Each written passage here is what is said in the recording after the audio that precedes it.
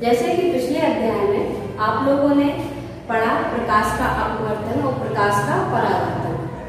प्रकाश का परावर्तन और प्रकाश के अपवर्तन की घटनाओं का उपयोग हम इस चैप्टर में मानव नेत्र में करेंगे, जो कि हमारे शरीर की सबसे सुग्राही ज्ञानेंद्रिय होती है। और इस चीज के माध्यम से हम ये रंग बिरंगा संसार हम देखते हैं। तो आइए देखते हैं कि नेत्र की बनावट कैसी होती है और नेत्र काम कैसे करता है। तो इसको मैं सबसे पहले आपको एक चित्र के माध्यम से मैं आपको बताना चाहूंगी कि आंख जो है आपको जो दिख रही है ऊपर से उभरी हुई, तो ये इतनी छोटी आंख नहीं होती। ये आंख जो है एक नेत्र गोलक होता है, वो हड्डियों का बना होता है, इसको नेत्र कोटर कहते हैं। उस नेत्र कोटर में ये फिक्स रहता है। इसका 1/3 भाग भी उभरा हुआ हमें दिखाई देता है। तो हम आइए देखते हैं चित्र, इसको कैसे हम डायग्राम को बना सकते हैं।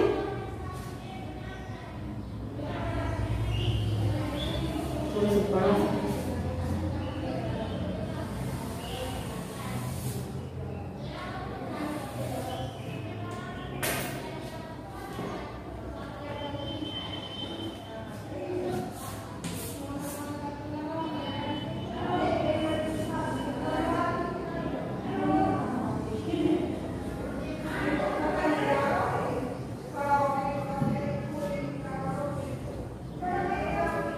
नेत्र 3 लेयर से बनकर बना होता है।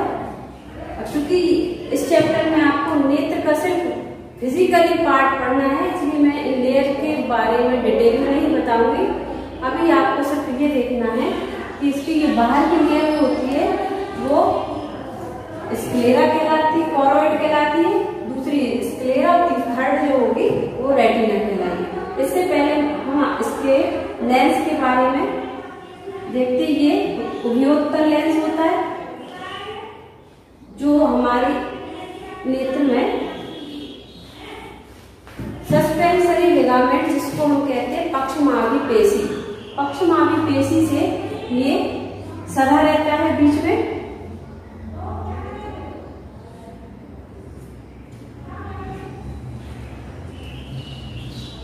और यहां से शुरू होती है इसकी ये रेटिना लेयर। ये रेटिना लेयर इसमें ये सबसे सुग्राही लेयर मानी जाती है। इसी लेयर पर ये सबसे संवेदी लेयर है।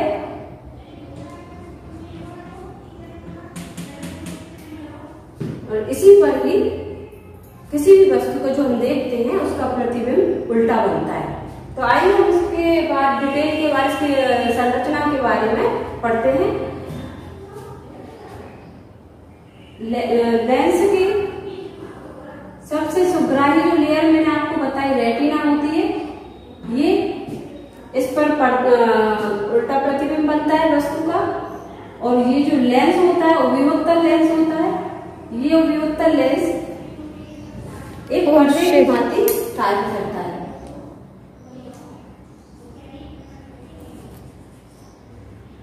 लेंस के बीच में एक छोटा छिद्र पाया जाता है। लेंस में नहीं पाया जाता, इसको हम कह सकते हैं आइरिस। आइरिस जो इसमें एक डायफ्राम होता है, पेशी डायफ्राम होता है, जो अलग अलग व्यक्ति में अलग अलग कलर का या प्राणी में अलग अलग कलर का होता है। जैसा पिगमेंट होता है वैसा ये उस रंग का दिखाई देता है। जैसे किसी का ब्लैक होता है, किसी का ग्रे होता है, किसी का ब्लू होता है, इसको हम कहते हैं आइरिस। ये आइरिस पेशी डायफ्राम है।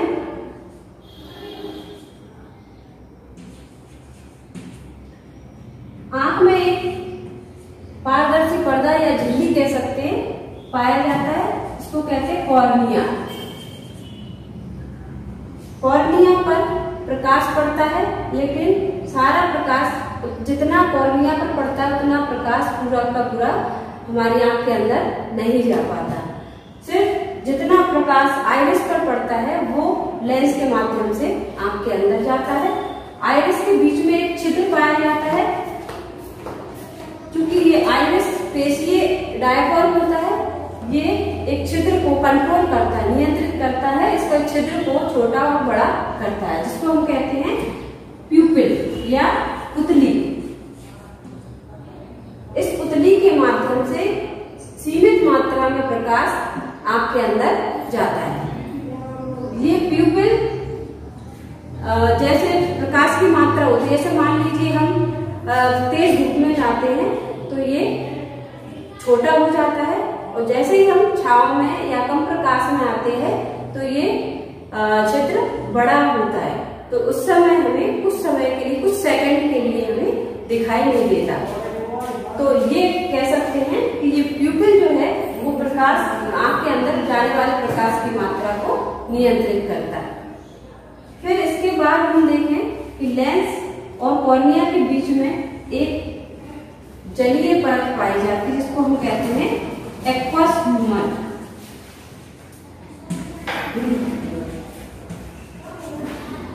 और लेंस और रेटिना के बीच में जो द्रव भरा रहता है उसको कहते हैं विट्रियस ह्यूमर।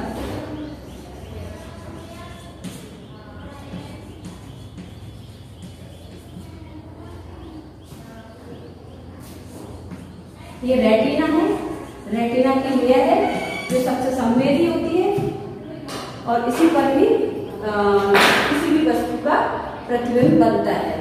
जैसे कि हमने पिछले अध्याय में अपवर्तन और परावर्तन के माध्यम से हमने लेंस में से जाने वाले प्रकाश के द्वारा बनने वाले प्रतिबिंबों को देखा था, तो वैसे ही हम उसी घटना का उपयोग हम यहाँ प्रतिबिंब बनाने में करते हैं। कहने का मतलब ये है कि जब किसी वस्तु का प्रकाश हमारी आंख पर यानी लेंस पर पड़ता है तो लेंस के द्वारा होता हुआ प्रकाश ये रेटिना पर पड़ेगा, जहाँ पर वस्तु का उल्टा प्रतिबिंब बनता है। यानी कहने का मतलब ये है कि आंख जो है वास्तविक प्रतिबिंब बनाती है। और फिर इस रेटिना का संबंध होता है दृष्टि तंत्रिका होती है जो मस्तिष्क तक पहुंचती है। ये कहाँ पहुंचेंगी? ब्रेन में। और इसको कहते हैं ऑप्टिक नर्व।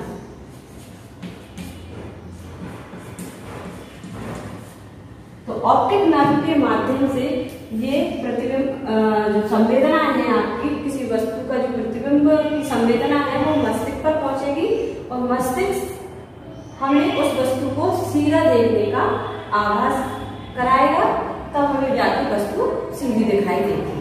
तो ये आंख का कंप्लीट संरचना हो गई और साथ में इसकी क्रियाविधि भी हो गई। हाँ, तो अभी मैं लेंस जो बीच में सदा रहता है, ये लेंस सीलियरी बॉडी होती है, जिनको कहते हैं एक प्रकार की पेशी होती है, इसको कहेंगे सस्पेंसरी लिगामेंट्स। सस्पेंसरी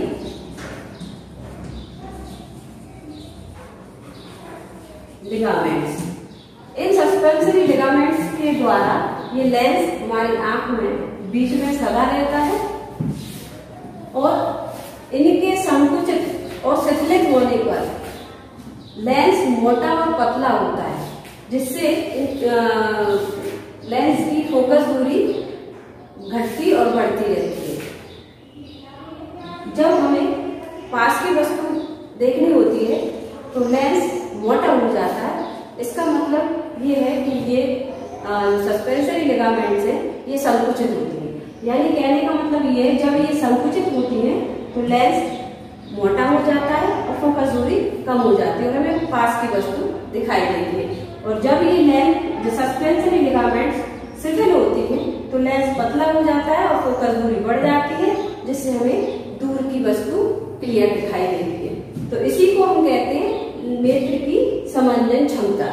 जब लेंस दूर और पास की वस्तुओं को देखने के लिए अपनी फोकस दूरी को समंजित करता है, यानी मोटा और पतला होता है लेंस, तब हम इसको कहेंगे नेत्र की समंजन क्षमता। आज हम मानव नेत्र के दृष्टि दोष के बारे में पढ़ेंगे।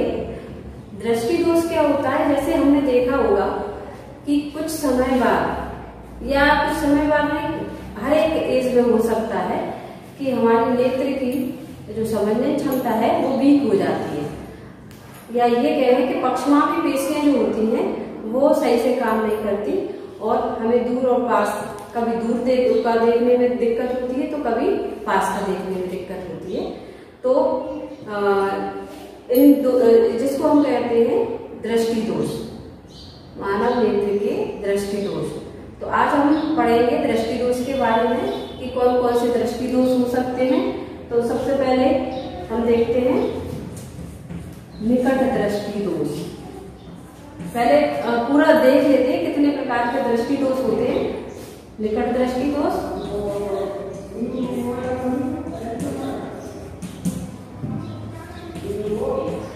दूर दृष्टि दोष,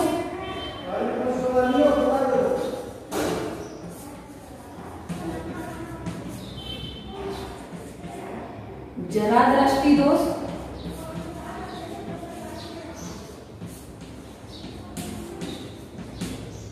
फोर्थ है दृष्टि वैषम्य, जो कि आपके कोर्स में नहीं है अभी 10th क्लास में, लेकिन आगे चल के आपको तो पढ़ना पड़ेगा।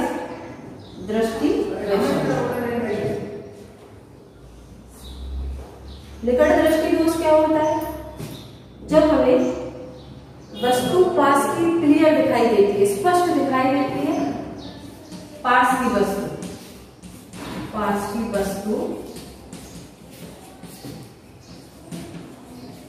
स्पष्ट दिखाई देती है।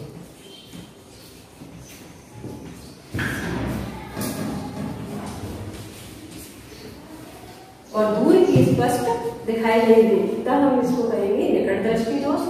दूर दृष्टि दोष में क्या होता है? दूर की वस्तु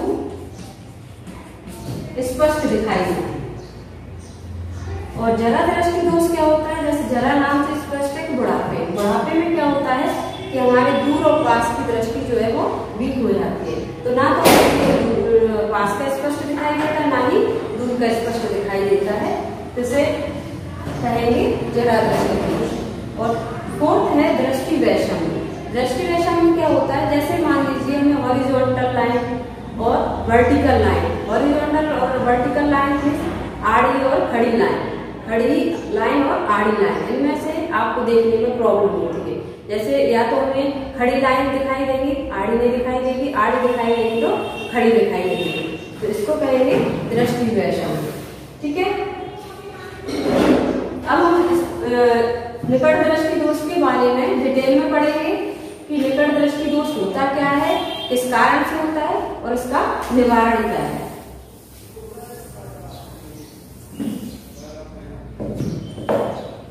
जैसा कि निकट दृष्टि दोष के बारे में हमने पढ़ ही लिया कि पास की वस्तु हमें स्पष्ट दिखाई देती है और दूर की स्पष्ट दिखाई नहीं देती। तो याद रखने का एक और अच्छा तरीका है कि निकट लिखा है, इसका मतलब पास का स्पष्ट दिखना। जैसे दूर दृष्टि दोष में दूर लिखा है तो दूर का स्पष्ट दिखाई देगा। अब हम इसके कारण के बारे में पढ़ते हैं कि क्या कारण है, ऐसा क्यों ऐसा होता है। तो कारण क्या क्या हो सकता है? तो इसका मेन कारण है कि जो सस्पेंसरी लिगामेंट्स होती हैं वो एक तरह से संकुचित होने लगती है। अब ये संकुचित होने लगती है तो लेंस मोटा हो जाता है। तो इसका पहला कारण क्या हो गया? लेंस का मोटा होना।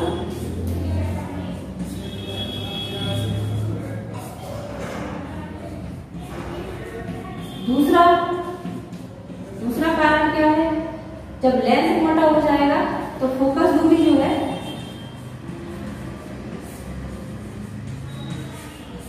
कम हो जाएगी, तो फोकस दूरी का कम होना। अब फोकस दूरी कम होगी तो तीसरा रीजन क्या बन जाएगा? लेंस व रेटिना के बीच की दूरी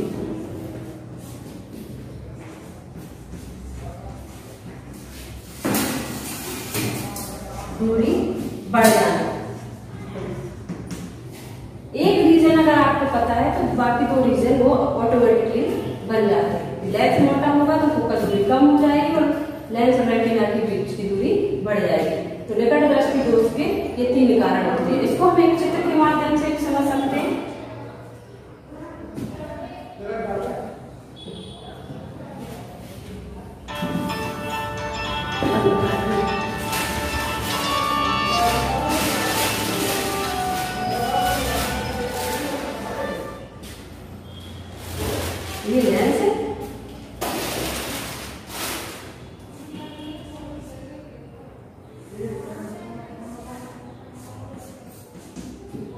अब यहाँ पर कोई वस्तु रखी है और इससे आने वाली किरणें लेंस पर पड़ रही है। इसको हम इस प्रकार से शो कर सकते हैं कि ये लेंस पर पड़ रही है प्रकाश किरणें, तब इसका प्रतिबिंब रेटिना पर बनना चाहिए यहाँ पर, लेकिन यहाँ पर ना बन के कहाँ बनेगा, यहाँ पर, क्योंकि फोकस दूरी कम हो गई है। तो ये निकट दृष्टि दोष के कारण का ये डायग्राम हम बना सकते हैं। यानी कहने का मतलब ये है कि निकट दृष्टि दोष में दृष्टि निकट हो जाती है, रेटिना तक नहीं पहुंच पाती है। याद रखने का सबसे अच्छा तरीका है कि हम कंफ्यूजन ज्यादा होता है दोनों दोष में, निकट दृष्टि दोष और दूर दृष्टि दोष में कार्य चित्र कैसे बनाए, तो आपको याद क्या रखना है कि निकट दृष्टि दोष में दृष्टि निकट हो जाती है, रेटिना तक नहीं पहुंच पाती है। तो ये हो गया निकट दृष्टि दोष का कार्य। अब हम देखते हैं इसका निवारण क्या करना है। निवारण कैसे करना है, तो इसका निवारण करने के लिए हम ऐसा लेंस यूज करेंगे जो फोकस दूरी को बढ़ाता है। तो लेंस की फोकस दूरी कौन बढ़ाता है, तो कौन सा लेंस बढ़ाता है, ये है अवतल लेंस। अवतल लेंस जो है वो लेंस की फोकस दूरी को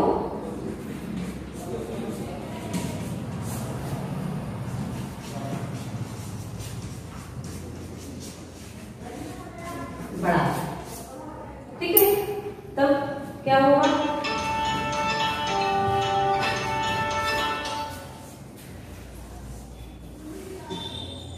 ये लेंस, ये वस्तु और ये प्रकाश की किरणें पड़ी। अब ये कहाँ प्रतिबिंब बनेगा, यहाँ पर, यानी रेटिना पर पहुंच जाएगा और हमें वस्तु क्लियर दिखाई देगी। यहाँ ये इसका निवारण का चित्र हो गया। तो ये आपको 10th क्लास में इतना ही आपको क्लियर करना है कि क्या होता है, उसका कारण क्या है, उसका निवारण कैसे किया जाता है। ये हो गया निकट दृष्टि दोष। अब हम देखेंगे दूरदृष्टि दोष। दूरदृष्टि दोष, दूरदृष्टि दोष में क्या होता है, दूर की वस्तु स्पष्ट दिखाई देती है, पास की स्पष्ट दिखाई नहीं देती। ये हो गया दूरदृष्टि दोष। इसके कारण क्या होता है, इसमें लेंस पतला हो जाता है।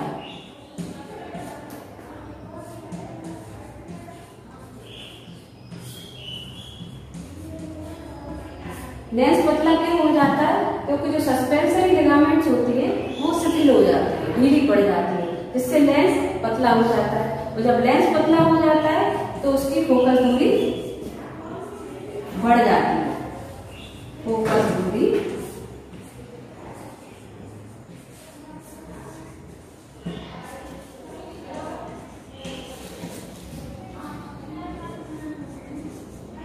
और थर्ड इसका रीजन क्या होगा, जब फोकस दूरी बढ़ जाएगी तो लेंस और रेटिना के बीच की दूरी, लेंस व रेटिना के बीच की दूरी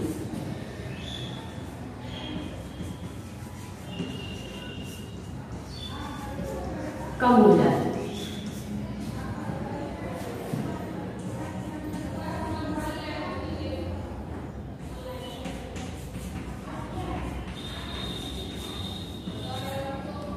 अब हम इसको एक चित्र के माध्यम से समझ सकते हैं।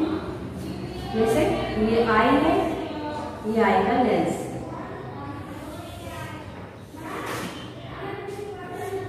ये सस्पेंसरी लिगामेंट्स है।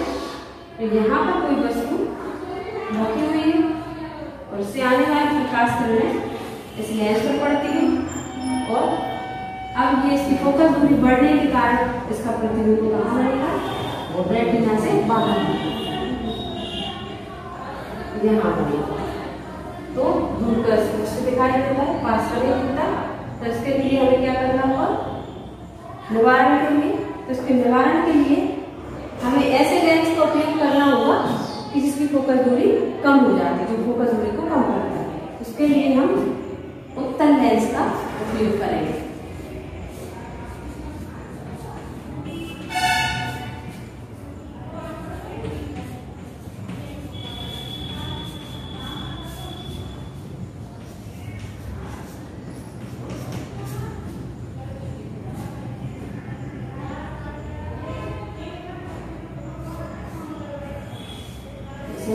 माध्यम से समझ सकते हैं।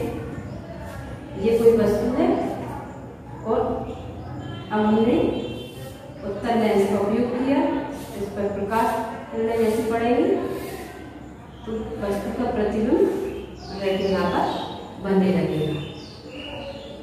और निकट दृष्टि दोष में अवतल लेंस का उपयोग करेंगे, यानी इसकी जगह हम अवतल लेंस लगा देंगे और तो उसका फोकस दूरी बढ़ने के कारण प्रतिबिंब रेटिना पर बनेगा। तो ये हो गया दूरदृष्टि दोष के कारण और उसका निवारण। अब हम देखते हैं जरा दृष्टि दोष। चूंकि जरा दृष्टि दोष क्या होता है, कोई दोष नहीं होता, लेकिन उम्र बढ़ने के साथ साथ जो पेशियां होती है वो कमजोर होने लगती हैं और हमें दूर और पास का दिखाई नहीं देता। तो उसमें हम दोनों लेंस, ऐसे चश्मे में हम ऐसा लेंस लगाते हैं जिसमें दोनों लेंस होते हैं, उत्तल लेंस भी और अवतल लेंस भी। तो उत्तल लेंस और अवतल लेंस एक ही चश्मे में यूज करके हम दूर और पास का देख सकते हैं। अब फोर्थ है दृष्टि वैषम। तो दृष्टि वैषम बहुत कम रेयर केसेस में होता है ये, जिसमें हॉरिजॉन्टल और वर्टिकल लाइंस दिखाई नहीं देती। तो इनको देखने के लिए चश्मे में सिलेंड्रिकल लेंस का उपयोग किया जाता है।